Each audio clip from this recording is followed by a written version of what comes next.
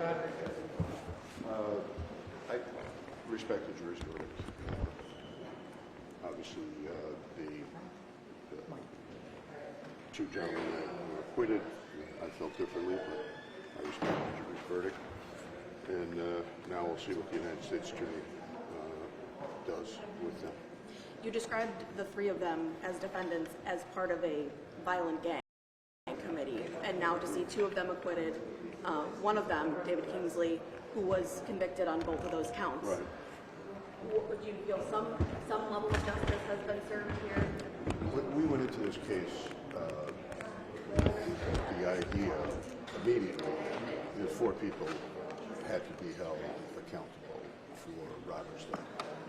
All four of them will now be serving lengthy prison sentences. It's Mr. Farina, Mr. Kingsley, Mr. Anzalone, and Mr. Waller. When we looked at Dave for the first time, those would be the individuals. We offered the two gentlemen that were acquitted lesser charges. They felt that they were not going to plead to anything. And at this point, they've been successful. Where do you think your prosecution's case wasn't successful on those two defendants? I have zero regrets about the prosecution's case. I had an incredible team.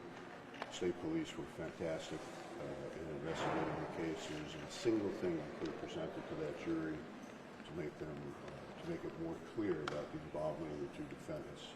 They disagreed, and that's life. You're looking at 7 out of 10 guilty pleas. I mean, taking a step back, is that satisfying for you? What I'm most gratified about is the intensity that my team put into the case, while, I might say, running a completely separate office west of here.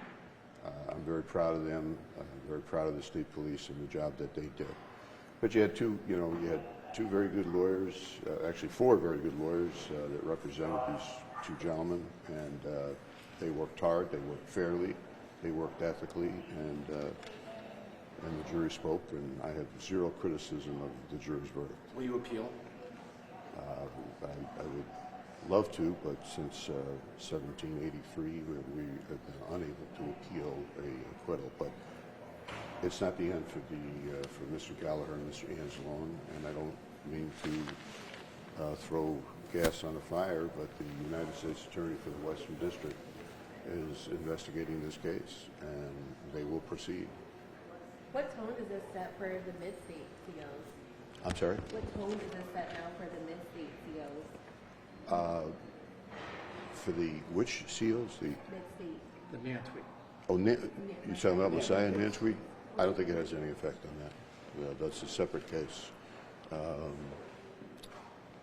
Some people may be emboldened by the 2 acquittals. Some people may feel that with the murder verdict against Mr. Kingsley, they might want to reconsider their position, but that's up to them. You have an amazing track record of guilty convictions. What does this do for your body of work?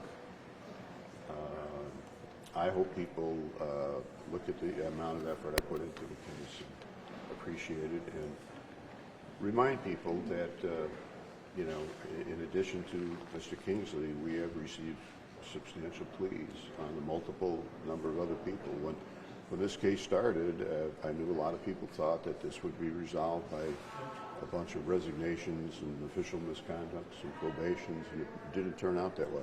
Last question for me.